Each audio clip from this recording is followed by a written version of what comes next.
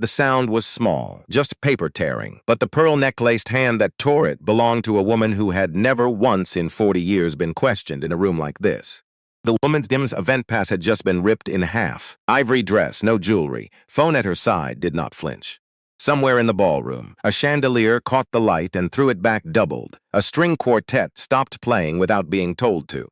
300 guests turned their faces toward the champagne tower nobody was drinking from anymore. The security guard took one step forward. Because the woman in the ivory dress had lifted her phone to her ear, her voice when it came was too low for the room to catch.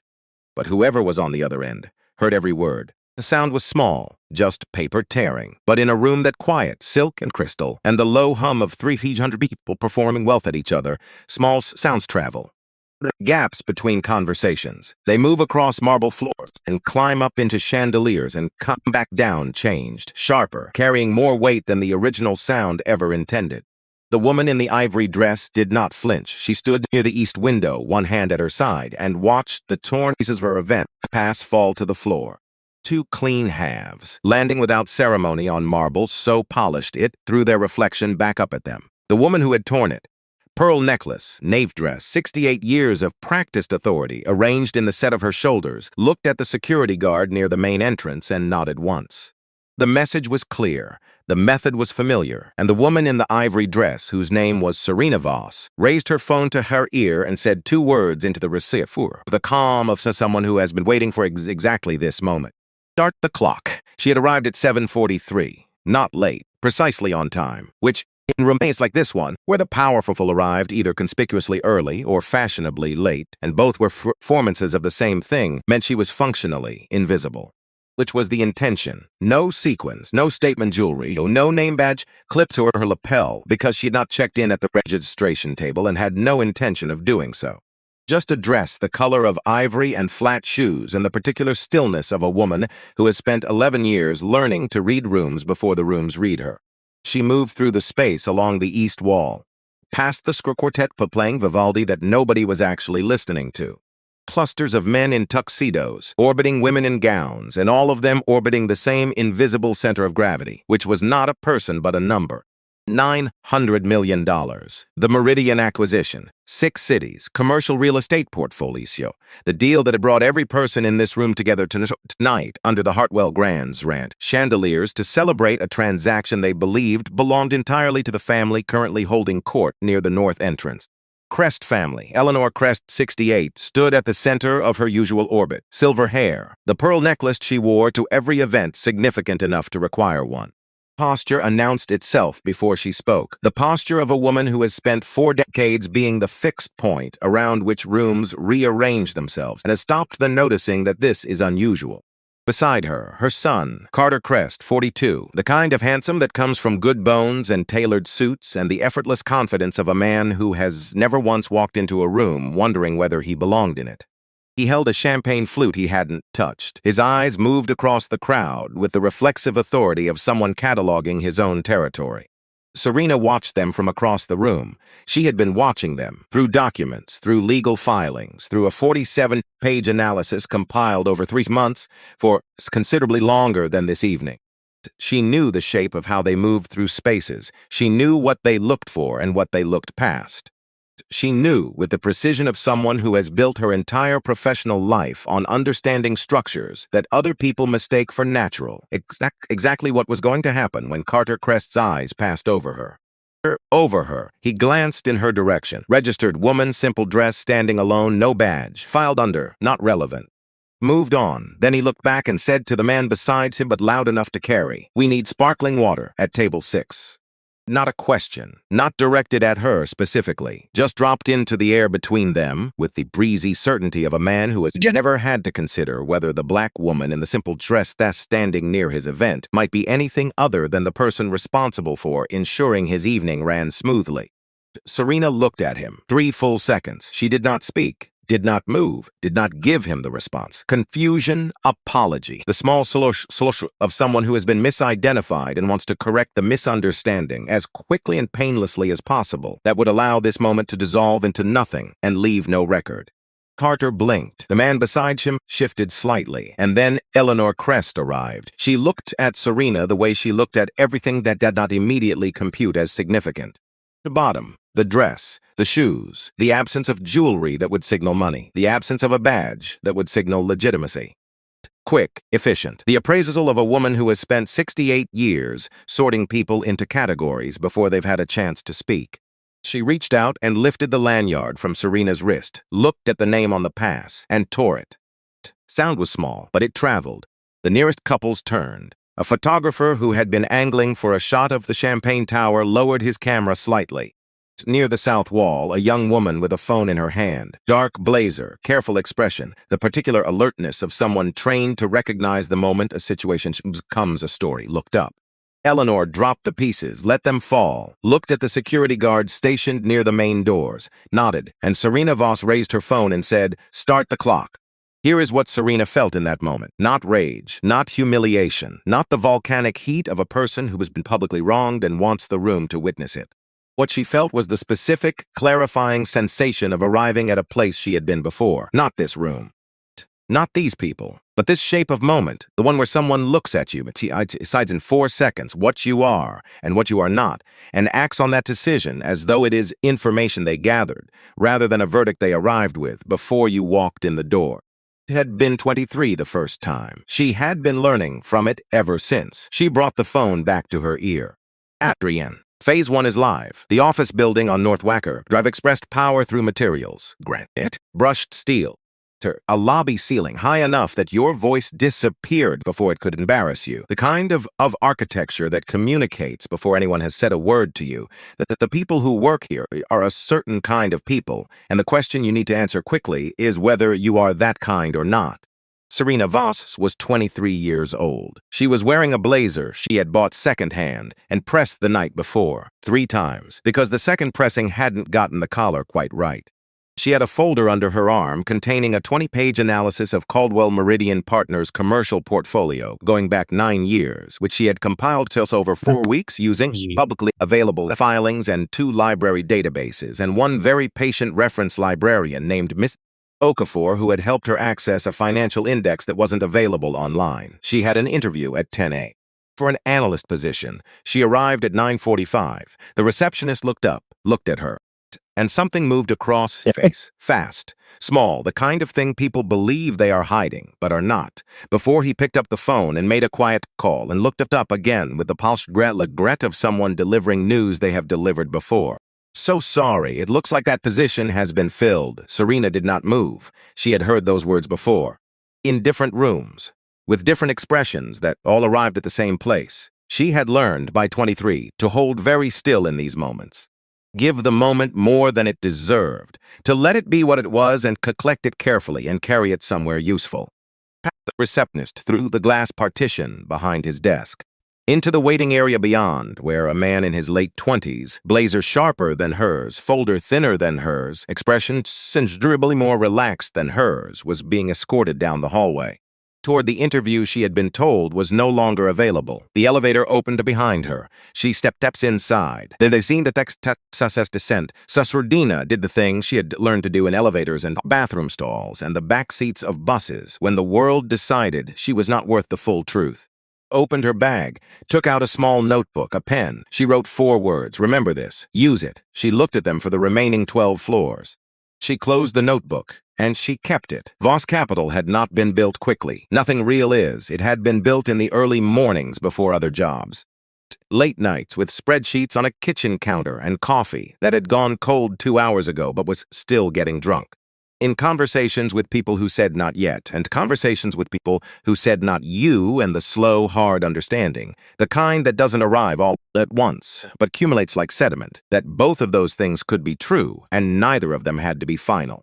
By 30, she was managing $20 million in assets. By 32-40. By 34, Voss Capital held a stake in a $900 million graphics acquisition that a family named Crest was celebrating in a ballroom they had not built with champagne they had not fully earned. Her 34%, her 34%. That was the thing about power built from the bottom.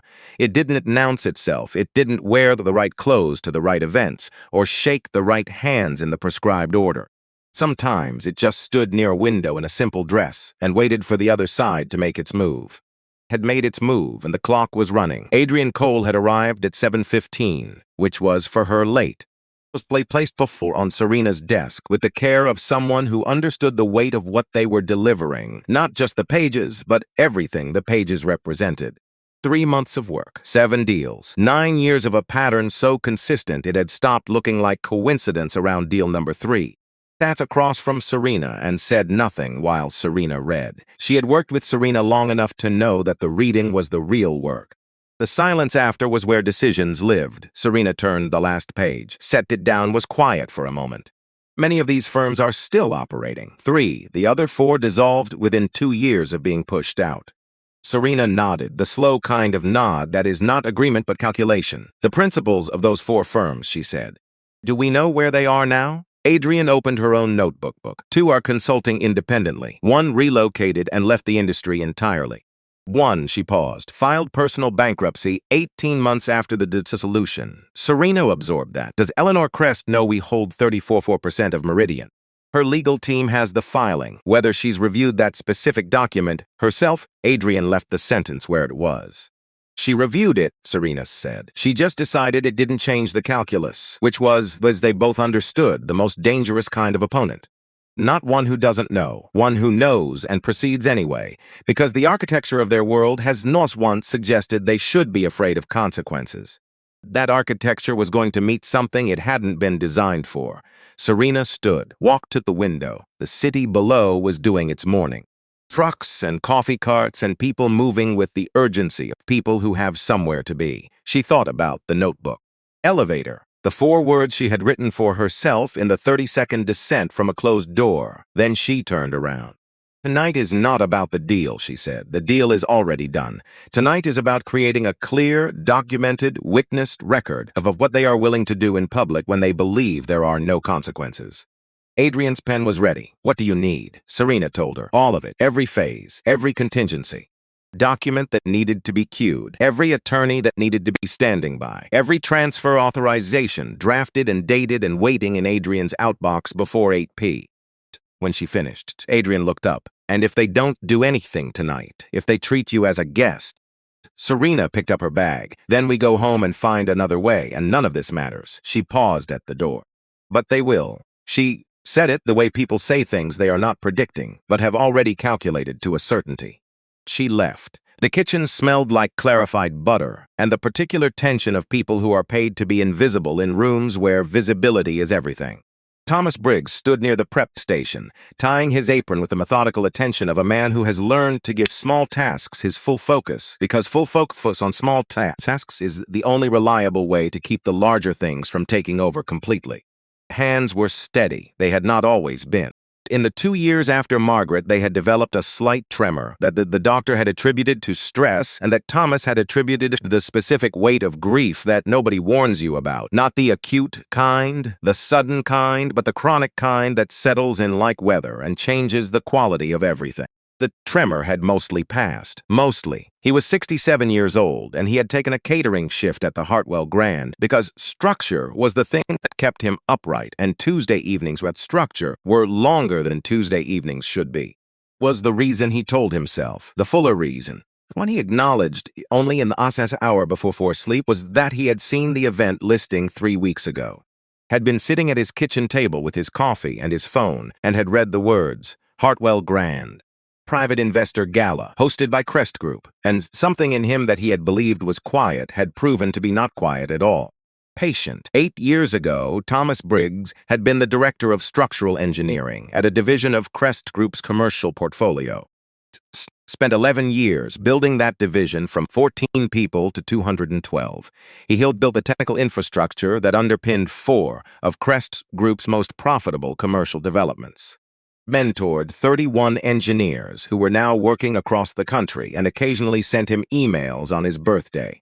Proud of what he'd built, then Eleanor Crest had called a meeting, not with him, about him. His division, he had found out about it the way the people who run things find out about decisions made about them. After the fact, through the paper slid across a table, through the pen play beside it, through the particular silence of a room that has already decided. restructuring, consolidation, the language of institutional violence dressed in the vocabulary of business necessity. 212 people, gone in an afternoon. No severance worth the name, no transition support, no explanation beyond the standard language that explained nothing and apologized for less. Eleanor Crest had not looked at him when she left the conference room on the 14th floor. She had walked out with the focused efficiency of a woman who has completed a task and moved on to the next one. He had sat in his office for 20 minutes after, looking at the city through the window, before a colleague knocked and asked if he was all right. He had said yes. Margaret had been alive then. She had been the one who held the aftermath of that afternoon, who had sat with him in the kitchen that night and listened and had known, with the particular wisdom of a woman who had spent 31 years watching her husband carry things, exactly when to speak and when to simply be present. She had been gone for 4 years now. Thomas finished tying his apron. He could hear the ballroom beyond the kitchen wall. The low hum of 300 people performing for each other. Crystal touching crystal. The murmur of money talking to itself. He picked up a tray and walked through the door. Thomas saw her the moment she walked in. Not because he was looking for her. Wasn't looking for anyone. He was moving along the east wall with a tray of sparkling water, doing his job with the invisibility that catering work requires, when a woman in an ivory dress came through the main entrance and stopped just inside the door and looked at the room. The way she looked at it stopped him. Not the romantic kind of looking, not the overwhelmed kind, the reading kind that takes in a space the way an engineer takes in a structure, systematically, without sentiment, understanding what it's made of and where the load-bearing points are, and where, if pressure were applied in exactly the right place, the whole thing would shift. He recognized that look. He had worn it himself once in rooms like this one. He kept moving, did his circuit, returned to the service corridor, came back out, and that was when he saw Carter Crest look in the woman's direction and say something to the man beside him, and watched stand very still for 3 full seconds, and watched Eleanor Crest arrive and reach for the event pass on the woman's wrist. Tearing sound was small. Thomas's hands tightened on the tray. He watched the pieces fall. He watched the woman raise her phone. He watched Eleanor nod at the security guard and saw guard begin to move, uncertain, the particular hesitation of a man who is following an order he has not fully verified. Thomas had been in that hesitation before, on the other side of it, as the person the order was about. He knew exactly it felt to stand in that space, where someone else's certainty was being applied to your existence like a verdict you hadn't been invited to contest. He set his tray down on the nearest flat surface. The surface happened to be a service cart near the east wall. Thomas Briggs, 67 years old, in a catering apron, with a slight tremor in his left hand that mostly no longer showed, did something he had not done in 8 years. Forward, into the light, into the circle, into the middle of something he had not planned to enter and had no script for, and no protection from, and no outcome guaranteed. Stepped forward because someone had to, and because he was done being the person who stood in the corridor and watched. The security guard was 4 feet from Serena when Thomas stopped beside her, not in front of her. She didn't need that. Beside, in the way that people stand beside each other when they are not offering rescue but presence, when they are saying, "You are not alone in this room." Eleanor Crest looked at him, and something moved through her expression, fast, barely there, but real, the flicker of recognition. She knew who he was. She had looked at him across a conference table 8 years ago and handed him the paper and walked out without turning back. She remembered. Thomas spoke clearly, not loud. He didn't need loud. The room had gone quiet enough that his ordinary voice carried all the way to the edge of the circle that had formed around them. On the investor list, I saw her name this afternoon when I was setting up this redation table. Eliter's expression closed back over whatever had moved through it. "This doesn't concern you," she said. Thomas looked at her, 8 years compressed into a single breath. "You said the same thing," he said, "when you shut down our engineering division." 212 people, no severance, no conversation, just paper and a pen and a room that had already decided. No one moved. The string quartet had stopped without being told to. Their bows rested against their instruments at the particular angle of musicians understood that what is happening in the room is not something to play under. The woman in the dark blazer near the south wall, Lena Prescott, 31, who had received an anonymous email at 4:17 that afternoon containing only the words, "Come to Hartwell tonight." "Bring your phone," had been filming for the last 40 seconds. Her hand was steady. Her expression was carefully neutral. Carter Crest's jaw tightened. A woman in silver near the east wall had stopped pretending to look at her phone and was watching openly. Eleanor Crest looked at the security guard. "Remove her," she said. The guard took a step. Serena turned slightly toward him. "Aggressive, just present." "On what grounds?" she said. The guard stopped. Carter answered before Eleanor could. "Fraud. She's attempting to insert herself into a private event under false pretenses." Fraud, not a careless word, a chosen one, the word you reach for when you want to determine the verdict before the accused has had its chance to speak. When you want the room to decide who the criminal is while the criminal is still standing right there. Serena raised her phone again. "Log the accusation," she said to no one visible, time-stamped. Carter's eyes as narrowed. "Who are you talking to?" Serena looked at him. For the first time that evening, she let the edge of a smile show. Not warm, not performed. The very specific smile of a person who has just watched the other side take exactly the action she was waiting for. "My legal team," she said. The room held what it was holding, and Serena Voss looked at Eleanor Crest and said, in the voice she used when she was not performing anything at all, "You made a choice tonight." She let that sit in the air between them. "You've made it before. But tonight they're witnesses." The guard had not moved since she'd spoken. Carter had not moved. Even Eleanor, who had been the fixed point in every room she had ever entered, had not moved. Serena, who had arrived at 7:43 in an ivory dress with no badge and no announcement and 11 years of something that looked like patience, but was actually preparation, looked at the pieces of her visit pass on the floor and then looked back up and said into her phone, "Adrienne. Phase 1 is confirmed and documented. Move to Phase 2. Adrienne's voice came back clear. "Moving now." The clock was running. Phase 2 had begun, and the ballroom with 300 people and $900 million and chandeliers designed to make certain people feel untouchable had just become something else entirely. A room where the wrong woman had made one thing absolutely clear. She wasn't leaving. Adrienne Cole had been at her desk since 7:15 that morning. 13 hours, 1 cold coffee, 4 screens, and the specific sustained alertness of a woman who knows that the work she is doing tonight is not ordinary work and that ordinary levels of attention are not going to be sufficient. Screen, Crest Group stock, real-time feed, flat for now. The flatness of a lake before weather arrives, not peace, but pressure building underneath. Screen. 3 attorneys logged into a secure video call, all waiting. The senior partner, Darlene Hobbs, had been practicing corporate law for 31 years. She had a yellow legal pad in front of her and a pen uncapped and the particular patience of someone who has won enough cases to understand that winning begins with waiting for the other side to commit. Screen, the document, 47 pages, the complete record of 7 deals over 9 years, 7 partner firms, all minority-owned. All brought into major acquisitions by Crest Group. All pushed out at the final stage, always the final stage, always after the capital was committed and the smaller partner was most exposed, through restructurings and tongue consolidations and contract language that was, as Darlene had noted in her review 3 weeks ago, technically within the agreed terms. Technically within. 4th screen, the timeline Adra been updating in real time since 8:01, when Serena's first call came through. 20:01, initial contact established, Serena on site. 23, event pass destroyed by Eleanor Crest. 2 witnesses minimum. 20:06, fraud accusation issued publicly by Carter Crest. 29, Phase 1 confirmed. Phase 2 authorized. Adrienne looked at the clock. 8:14. She picked up her phone and sent a message to a number she had been told to contact at this exact time. Serena, a different number. A man who had been driving across the city for the last 2 minutes. 2 words. She set the phone down, looked at the 4th screen, added a line. 2014, web en route. For 4 minutes. Then she opened the transfer authorization document that had been drafted and reviewed and dated 3 weeks ago and had been sitting in her outbox ever since, waiting for a single word from Serena to move from waiting to done. She put her hand on the mouse and waited. The circle had grown, not because anyone had walked toward it deliberately. Crowds don't move that way. They move the way water moves, finding the path of least resistance toward whatever is generating enough energy to disturb the surrounding current.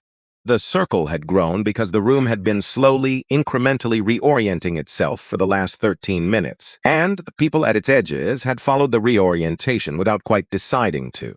40 people, maybe 45, watching. Some openly, some with the studied peripheral attention of people who have learned, in rooms like this one, that watching too directly is its own kind of statement.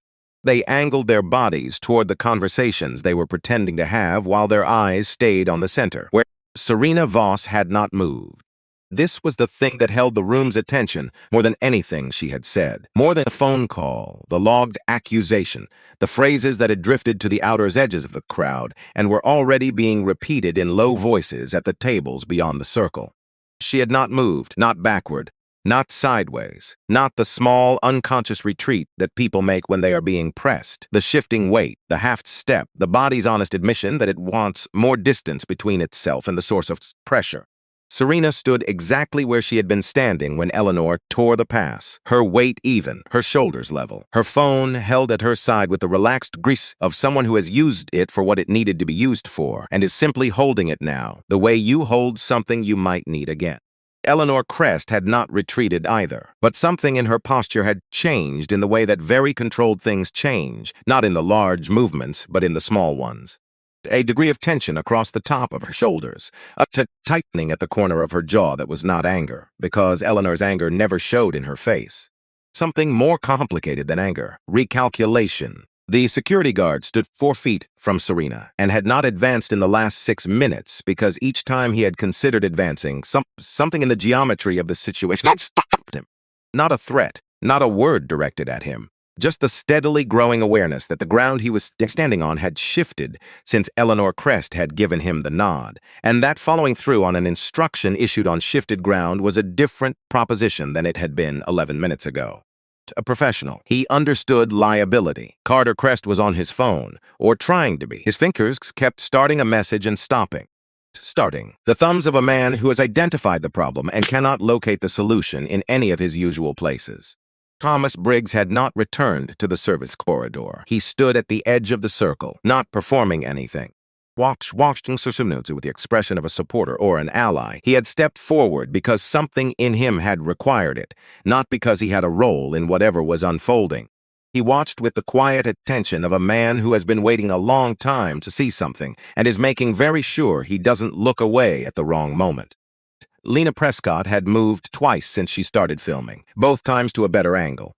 She was good at the note being noticed part, had learned it covering stories where being noticed changed what people did and changed it in ways that made the story disappear. She kept her phone low, her face carefully arranged into the expression of a guest, checking her messages. She had been a journalist for 9 years. She had never been in a room quite like this one, not because of the money or the marble or the chandelier. Those she had covered before, because of what was happening in the center of it. A woman standing completely still while a room decided what she was worth. And the woman not giving the room permission to decide, not appealing to it, not arguing with it, just standing in it, holding the phone, waiting for the math to finish changing. Lena adjusted her angle, kept filming. Carter finally sent a message. His face didn't change when he hit send, but his hand dropped to his side and stayed there, and that, the still sentence of a hand that has just committed to something it isn't sure about, told Lena more than his expression did. Eleanor spoke, not to Serena, to the room. A slight pitch adjustment of a woman who understands acoustics and has always known how to use them. I think we've all been patient enough with this disruption. Her voice was the voice of someone managing a minor inconvenience at a dinner party. Measured, faintly amused, carrying the implication that everyone reasonable in the room agreed with her, and this was simply a matter of tidying up. It was a masterful performance, and it landed about 30% as well as it would have landed 40 minutes ago. Rena let the silence after it breathe for a moment. Then she raised her phone. Phase 2, she said, clearly enough for the inner circle to hear. Execute. Carter pulled Eleanor away from the circle. Not roughly, carefully. The way you move someone when you need the conversation to happen somewhere the room can't hear it, and you need them to come willingly, and you're not entirely sure they will. She came, which meant she wanted to hear what he had to say, which meant she already knew some version of what he was going to say and had been choosing not to say it herself. Stopped near the heavy drapes framing the east window. Legal confirmed it an hour ago. Carter's voice was low. The voice of a man delivering information he wishes he didn't have. Voss Capital holds 34% of Meridian. She's not a guest who stumbled in. She's a principal partner, possibly the deciding vote on the final structure. Eleanor said nothing. Mother, he said it, with the particular emphasis of a son who has spent 42 years watching his mother not respond to things she doesn't want to respond to and has not yet fully accepted that this is a permanent feature rather than a correctable one. I heard you. If we have already done what we have already done, if we have already called her a fraud in front of 200 witnesses and had her pass destroyed and called security to remove her, then we are not in a negotiation anymore. We are in a liability. Eleanor looked at him, the looks she had been giving him since he was 7 years old, to indicate that the conversation was over before it started. Look that said, I have already assessed this situation from every angle you are about to describe to me, and I have decided how we are proceeding. We have handled worse than this, she said. Carter looked at her, and for the first time, not the first time he had seen the problem, but the first time he had felt it with enough clarity to understand what it meant, that he saw the gap between what Eleanor believed and what was actually true. Between the world in which the Crest family had always been insulated from consequences and the world in which they were currently standing. Back toward the circle, towards Serena, who had not moved. He knew, with the sudden certainty of a man who has been miscalculating and has just identified the miscalculation, that Eleanor was wrong. They had not handled worse than this. That worse than this, for them, had never previously included someone who had been quietly building the countercase for 3 months before walking into the room. He knew it. He looked back at Eleanor and said nothing, which was itself the decision. The moment of knowing the right thing and choosing the easier thing, as he had chosen it before, in smaller rooms, on smaller questions, each time adding another layer to the sediment of choices that had accumulated at the bottom of him over 42 years. Back toward the main floor, he did not look at Serena as he passed her. He could not. Marcus Webb was 61 years old and had spent the last 5 years being very deliberate about which rooms he walked into. Because he lacked invitations, he received more than he could attend. Not because he lacked standing. Harlow Group's portfolio had grown steadily in the years since what he privately called the Crawford Tower situation, and publicly called nothing, because publicly he had called it nothing at all. Was the choice he had made. In the months after Crawford Tower, when he understood what Crest Group had done, the restructuring at the final stage, the paperwork sent to a London address they knew had changed, the signing held on a date his assistant had informed their legal team he would be unavailable. He had calculated the cost of going public against the cost of staying quiet, and he had concluded, as many people conclude in his position, the professional damage of being the man who cried foul in public was greater than the financial damage of absorbing $200 million in lost equity and moving forward. He had been right about the calculation. He had never been fully comfortable with having made it. 5 years of not being fully comfortable had accumulated into something that, when Adrian Cole had called him six weeks ago and laid out what she and Serena were building, had resolved into a decision so quickly that he had surprised even himself. He had said yes before she finished the sentence. His car had pulled up to the Hartwell Grand at 8:16. Sat in it for 2 minutes, not second-guessing, just breathing the way you breathe before something that has been a long time coming finally arrives, and you want to meet it with the right quality of attention. He had gone out. He walked through the lobby, through the main doors, into the ballroom with its amber light and its 300 guests and its chandelier and its $900 million of celebration. He found Serena immediately, hard to miss at that point. The circle around her had become the room's center of gravity, and the room's center of gravity was where he was going. He came to stand beside her, not in front, not behind, beside, in the specific way that carries meaning in rooms where everyone reads body language as fluently as they read balance sheets. Did not speak, he did not need to, because in this room, in rooms like this one, where everyone knows everyone, knowledge of who stands where and with whom is the actual currency she exchanged. Marcus Webb, standing beside Serena Voss, communicated in 3 seconds what would have taken 3 paragraphs to say. Harlow Group had chosen. Eleanor saw it. Lena caught the exact moment on camera, the frame in which Eleanor Crest's expression registered the information, and then, in the space of a single breath, made the decision not to show that it had registered. Practice composure of a woman closing a window before anyone can see what's on the other side of it. Carter saw it too. He had stopped walking and was standing near the north wall, champagne flute still untouched, watching Marcus Webb with an expression that had moved beyond recalculation into something closer to recognition. Recognition of a man who understands he is not in the situation he thought he was in. Lena Prescott adjusted her angle, brought Marcus and Eleanor into the same frame, and said quietly into the small external mic clipped to her lapel, the one she'd turned on 8 minutes ago when it became clear this was going to be something she needed audio on, not just video. Marcus Webb CEO of Harlow Group. 5 years ago, Crest Group structured the Crawford Tower acquisition in a manner that cost Harlow approximately $200 million in partnership equity. Webb has not spoken publicly about that transaction since it occurred. He is speaking now. She paused without saying a word. Thomas Briggs watched Marcus Webb the way you watch someone arrive at a lake. You stopped believing anyone would arrive.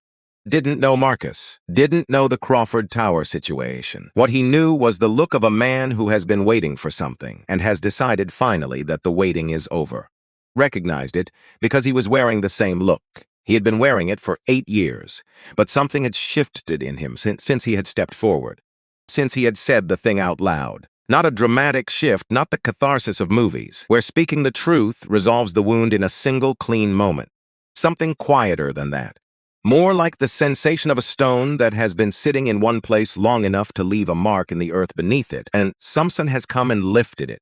The mark was still there, would always be there, but the stone wasn't pressing down anymore. He looked at Serena. She was not looking at Marcus.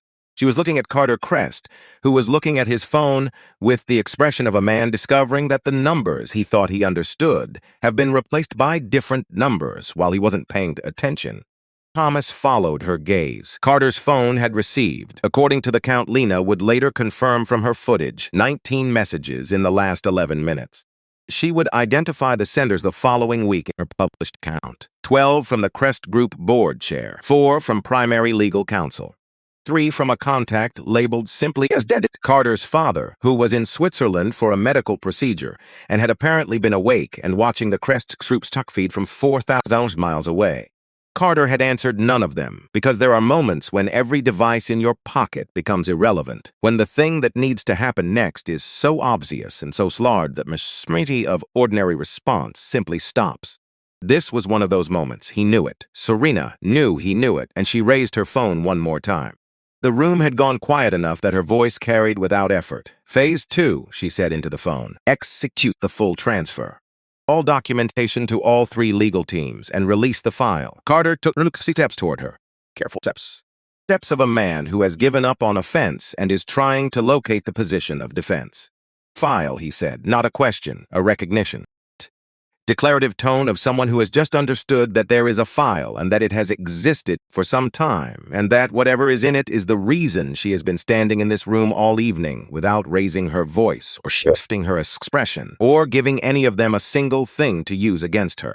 Serena looked at him. The one that documents 7 deals, she said, over 9 years, 7 partner firms, all minority-owned. All brought in at the front end of major acquisitions and restructured out at the final stage after capital was committed. The contract language had been arranged to make the exit technically. She paused on the word permissible. That's it. Carter's face had gone the color of a man encountering a document he has not read but suddenly understands the shape of entirely. Technically permissible, she said again, and systematically wrong. Both of those things are true. Your legal team will spend the next several months trying to use the first one to obscure the second. They will not succeed. From somewhere in the outer ring of the circle, a man in a charcoal suit, one of Crest Group's financial advisors, Lena would later identify him, leaned to the woman beside him and said something in a voice too low to carry. She watched the woman's expression change. Adrian's voice came through the phone, audible now because Serena had increased the volume at 8:17 for exactly this moment. Transfer complete. Meridian acquisition. Full Voss capital stake confirmed to Harlow Group. Signing scheduled for noon tomorrow. Regulatory filings submitted with full historical documentation attached as contextual record. The phrase regulatory filing dropped into the room the way certain phrases do, not loudly, not dramatically, but with the specific weight of words that carry legal meaning in spaces where legal meaning is the architecture of everything. 2 of the Crest Group advisors looked at each other. A woman near the champagne tower set her glass down with a small, sharp sound. Carter's hand dropped to his side. Serena looked at Marcus Webb. He gave a single nod, small, unhurried. The nod of a man who has kept a specific kind of patience for 5 years and is watching it resolve something that, while it cannot give back what was taken, at least closes the account. The phones started, not all at once. In the ripple pattern of informations spreading through a room where everyone is connected to the same financial feeds. Then the person beside them leaning over to look. Then the small involuntary sound, not quite a gasp, not quite a murmur, that people make when a number appears on a screen that they were not expecting. Crest Group stock down 11% in 14 minutes. Because markets don't wait for the full story, they respond to the shape of it.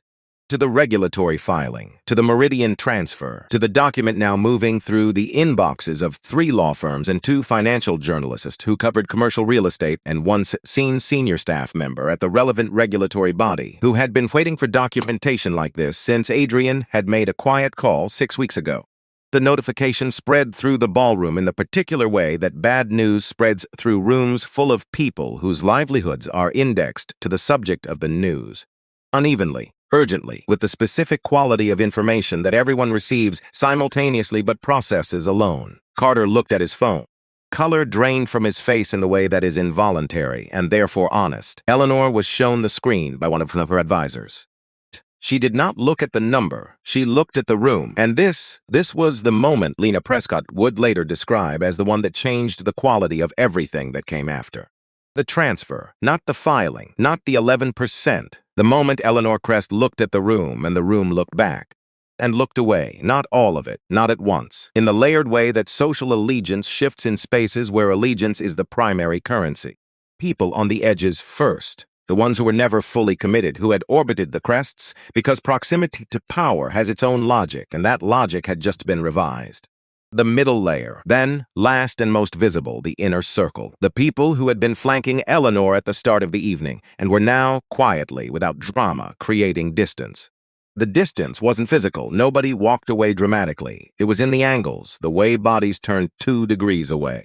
The way eye contact that had been direct became peripheral, became absent. Eleanor Crest, who had been the fixed point of every room she had entered for 40 years, felt the room reorient away from her. And Serena Voss, who had been watching for exactly this moment, stepped forward, into the open space, into the center. In the voice she used when she was not performing anything, not power, not precision, not the careful tempo of 11 years of fuel, just speaking. You never ask my name. The room held what it was holding. You looked at me and decided what I was before I said a word. And you made every decision tonight based on that. She looked at Eleanor, then at Carter, then at the room, all of it. Every face that had turned toward her, every phone with its small red light, every person who had come here tonight to celebrate a deal, and had instead witnessed something they were going to be asked about for a long time. My name is Serena Voss. I am the founder and CEO of Voss Capital, the Meridian acquisition that this event was built around. I built it. I negotiated it. I committed 34% of the capital that made it possible. She paused. And 47 minutes ago, I gave it to your competitor. No one moved. 4 seconds. 5. And then the man in the charcoal suit near the edge of the circle says, set to no one in particular, in the voice of someone who cannot help but acknowledge what they have just witnessed. She redirected the anchor stake. Companion, mid-event in real time, and something in the room, in the air of it, in the specific compound of 300 people processing the same information at the same moment, shifted.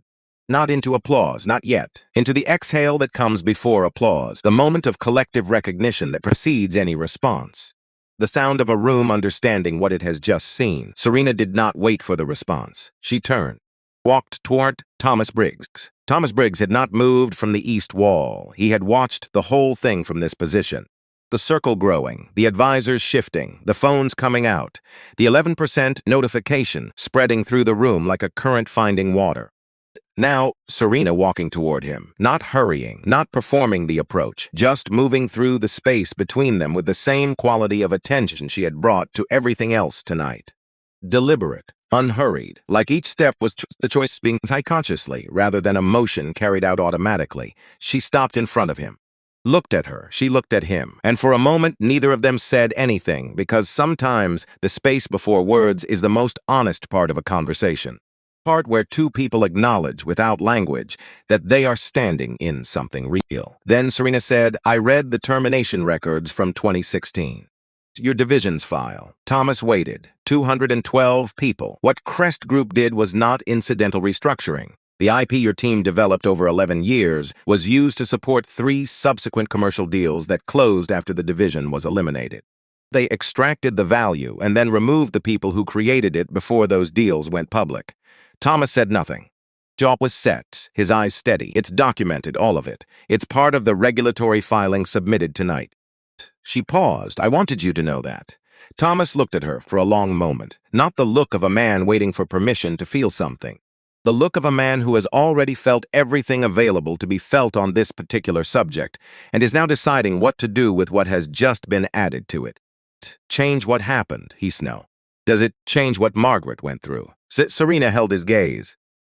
It doesn't. The honesty of that landed between them without softness, which was what it needed to be.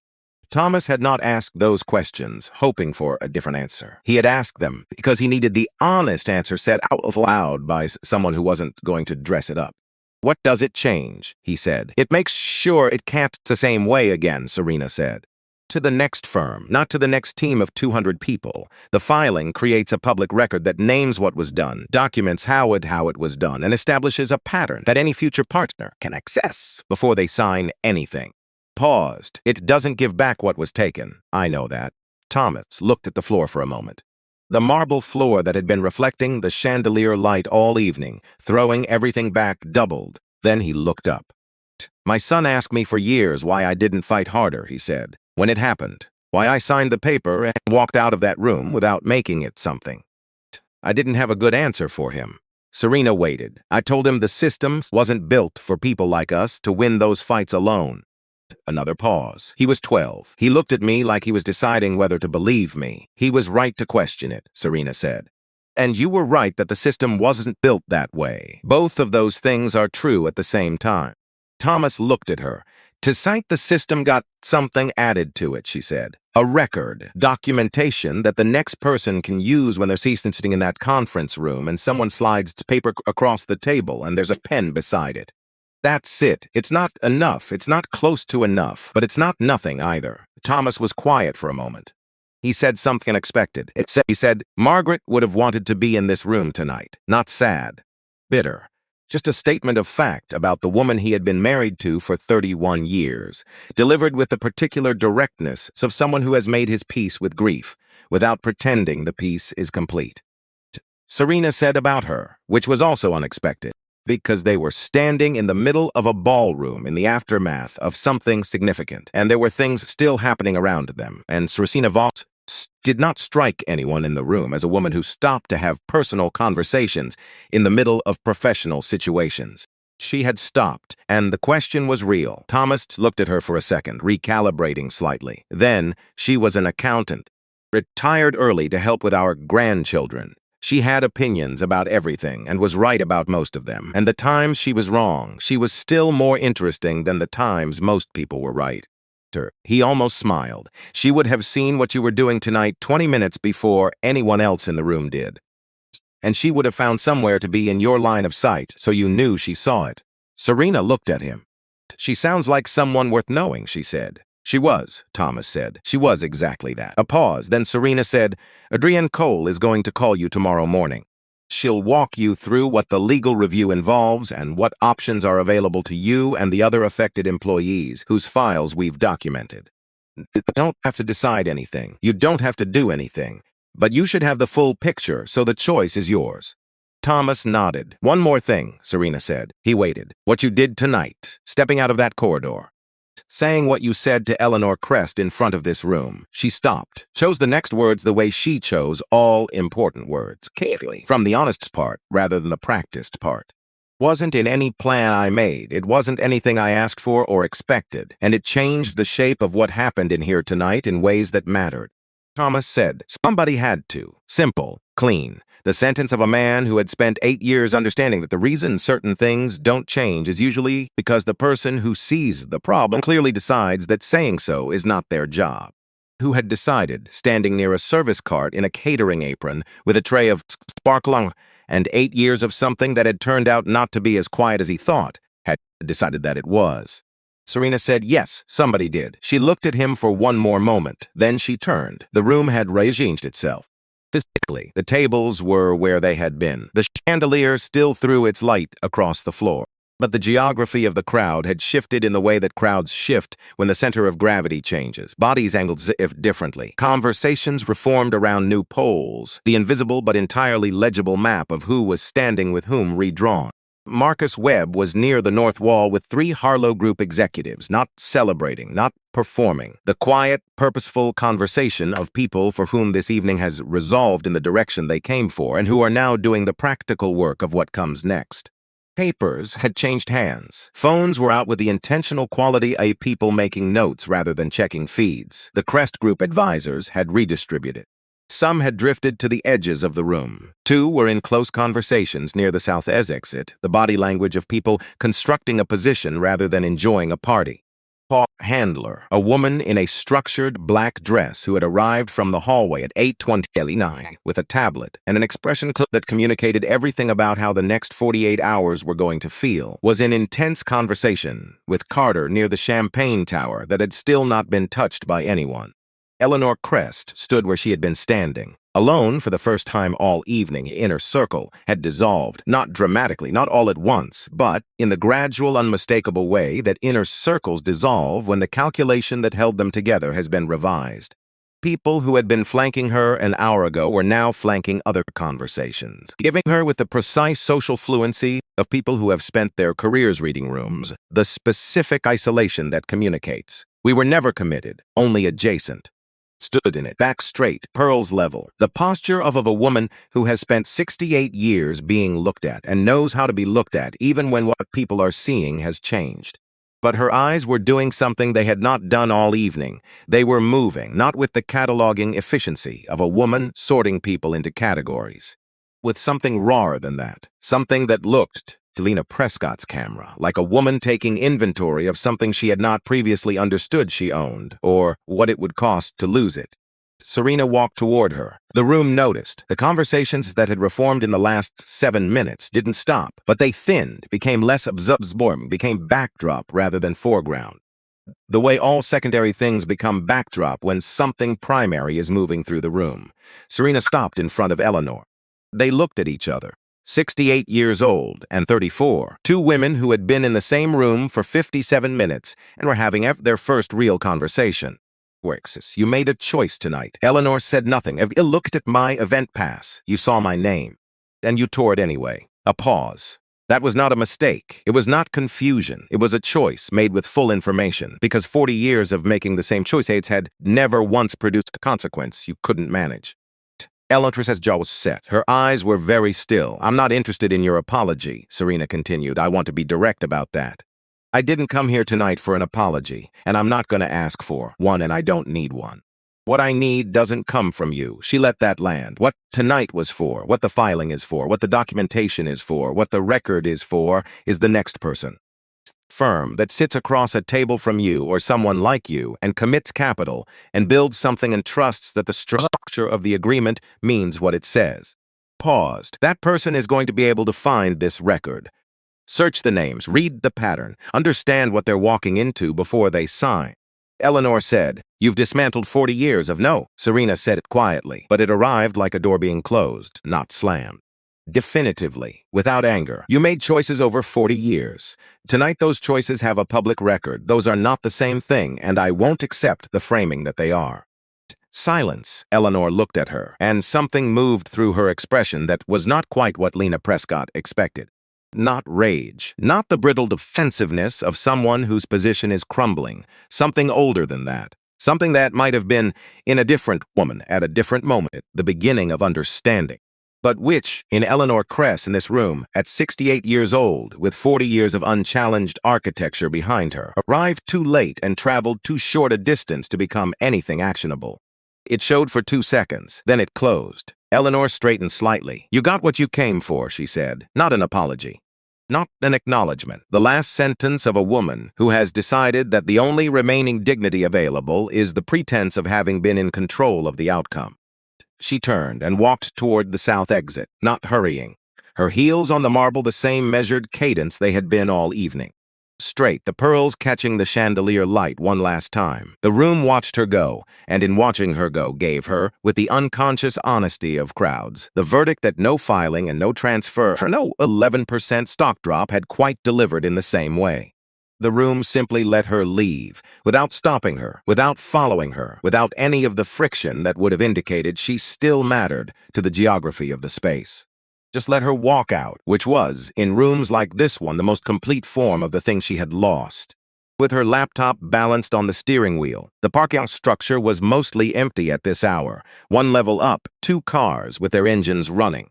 Ambient sound of a sis that had continued being a city while something significant had happened inside one of its buildings. Lena had been sitting here for 22 minutes. Not because she didn't know what to write, because she needed to get it right.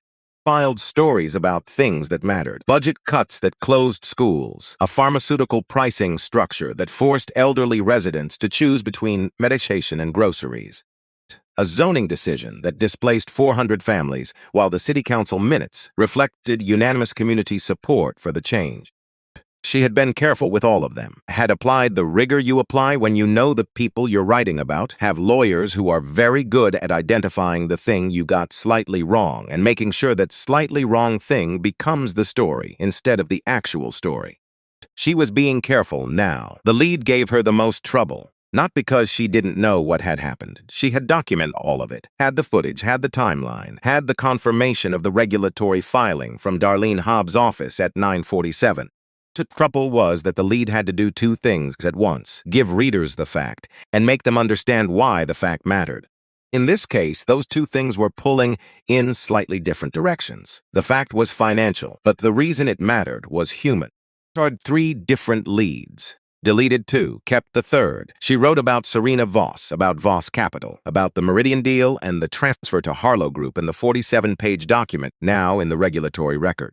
She wrote about the timeline of 7 deals over 9 years, and what the pattern demonstrated and what Darlene Hobbs had said in the 40-minute call they'd had at 10:15, which was carefully, precisely in the language of an attorney who has spent 31 years saying exactly as much as needs to be said and no more, that the documentation established a basis for formal review that had not previously been available. She wrote about Marcus Webb, who had arrived at 8:16 and stood beside Serena without speaking and said everything. She wrote about Carter Crest, carefully, not with sympathy. She was not writing a sympathy piece, and not with cruelty, because cruelty wasn't journalism, it was just noise.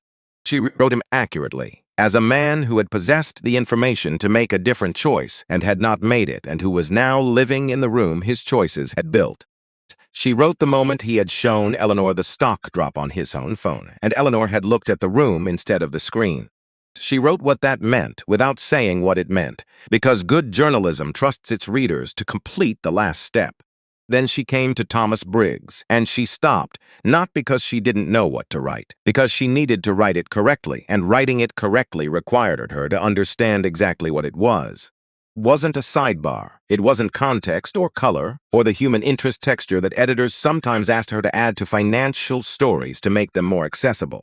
It was the center. It was the thing that explained what everything else meant. A 67-year-old man in a catering apron who had put down a tray and stepped out of a service corridor and said the thing that needed saying. With no protection, no plan, no outcome guaranteed, just a long, patient knowledge of what had been done, and the decision finally, after 8 years, that standing in the corridor while someone else stood in the room was not something he was willing to do anymore.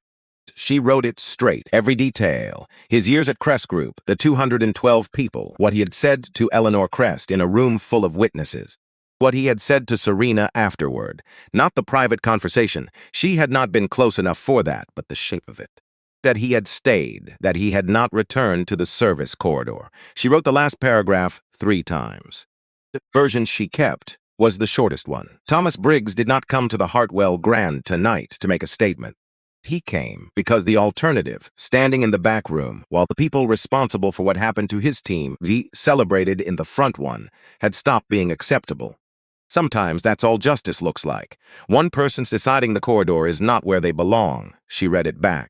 She uploaded the footage. She chose not to lead with the reveal. The moment Serena announced her name and the transfer, that was in there, early, prominent. But the section she chose to open the video with was Thomas Briggs, standing at the edge of the circle, setting down the tray, taking 3 steps forward, and saying the thing, because that was where the story actually lived. Not in the $900 million, not in the stock drop or the regulatory filing or the transfer of the anchor stake. In the moment, a person who had every reason to stay invisible decided not to be. She filed at 11:14 p. Then she sat in the parking structure for another few minutes, thinking about nothing in particular, or thinking about all of it, which amounts to the same thing. She started her car and drove home. Adrian was at her desk when Serena came in. The 4 screens were still running, but the quality of what was on them had changed. The stock feed was no longer flat. Crest Group had closed the trading session down 14%, a number that would be the first line of every financial brief written about them tomorrow morning. The legal call window was still open, but Darlene Hobbs had signed off 20 minutes ago with the precise economy of a woman who has accomplished what she came to accomplish and has other things to attend to. The timeline document on the 4th screen was dense with entries, the record of an evening that had moved faster and further than even the people who planned it had mapped with complete precision. The transfer was complete. The filing was logged. The document was public. Adrian looked up when Serena walked in. She did not say anything for a moment, just looked at her with the expression of a woman who has been working alongside someone for 6 years and has learned to read the difference between the versions of that person, the one who has executed something successfully and the one who has executed something successfully and is now sitting with everything it cost. Serena set her bag, did not go to her own office, sat in the chair across from Adrian's desk. Adrian slid a mug across. Fresh coffee, steam still rising. Serena took it, held it, let the warmth come through her hands. Darlene's team has made contact with 2 of the 3 surviving firms from the earlier deals, Adrian said. She kept her voice at the practical register. Serena needed information right now more than she needed space, and Adrian knew the difference. Both have indicated they want to speak with us. Third hasn't responded yet, but their principals were copied on the filing notification, so they have everything they need to reach out when they're ready. Serena nodded. The Crest Group board called an emergency session at 9. They've retained crisis counsel, Meridian and Park, which tells you something about how seriously they're taking the regulatory angle. Pause. Their stock is going to open tomorrow in a difficult position. The after-hours movement has been consistent. The board session, Serena said. Who called it? The chair. Not Eleanor. Serena absorbed that. Marcus Webb's team sent confirmation of tomorrow's noon signing 30 minutes ago. Everything is in order on their end. Adrian paused. He also sent a note. Personal, not through counsel. She slid a folded piece of paper across the desk. Serena looked at it for a moment, then picked it up and read it. Whatever it said, she did not read it aloud. She folded it back and placed it on the desk in front of her and looked at it for a moment in the way you look at something that has given you something you didn't know you needed until you had it. By hand, she said. He did. A pause. Thomas Briggs, Serena said. I know. Call him yourself tomorrow morning. Not a staff member, you. Already planned. Serena looked at her. He mentioned his wife tonight, she said. Margaret. She died 4 years ago. A pause. Make sure when you call him you have time to actually talk. Don't schedule it between 2 other things. Adrian wrote it down, not in the digital log, in the paper notebook she kept for the things that mattered in ways that weren't entirely professional.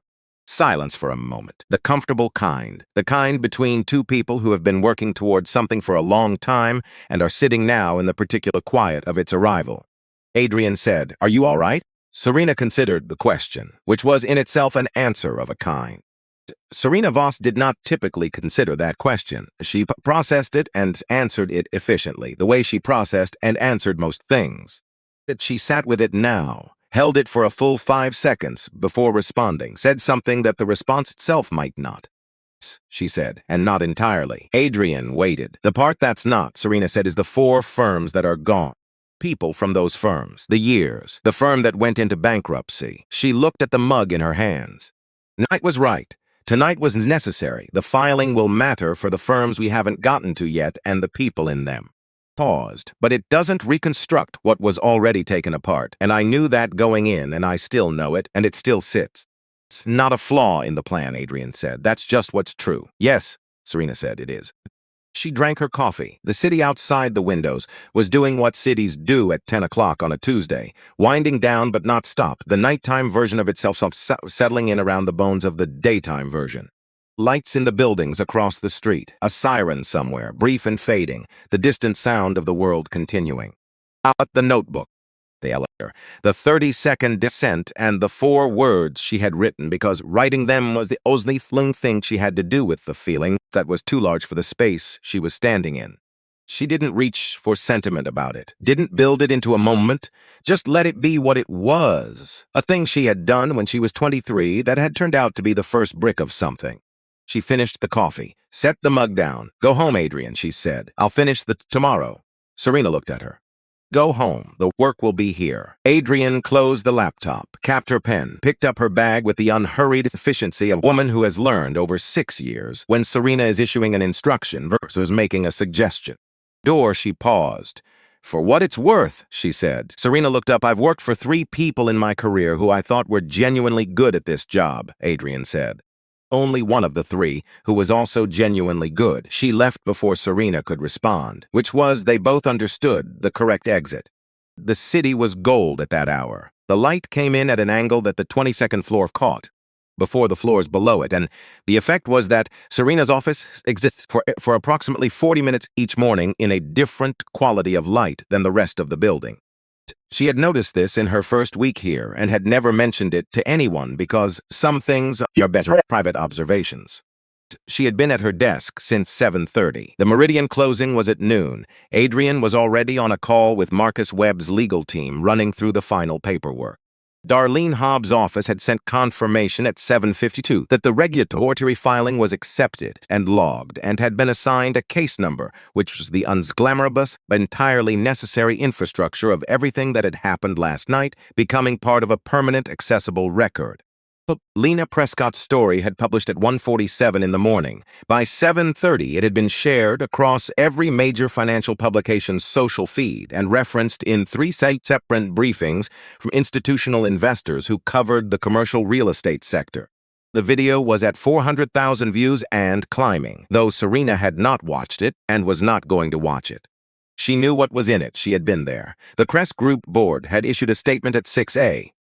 Measured, legal team reviewed, expressing commitment to review and to the highest standards of partnership conduct.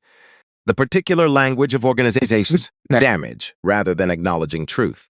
Carter Crest had not issued a statement. Serena was reviewing the vendor notification list, the suppliers and subcontractors in the Meridian network, who needed to be formally informed of the ownership transition, when her phone rang. Looked at the screen. Carter Crest. She looked at it for 3 seconds. Then she answered, "Mr. Crest." A pause on his end. He expected her to pick up and needed a moment to find the version of himself who was going to speak now.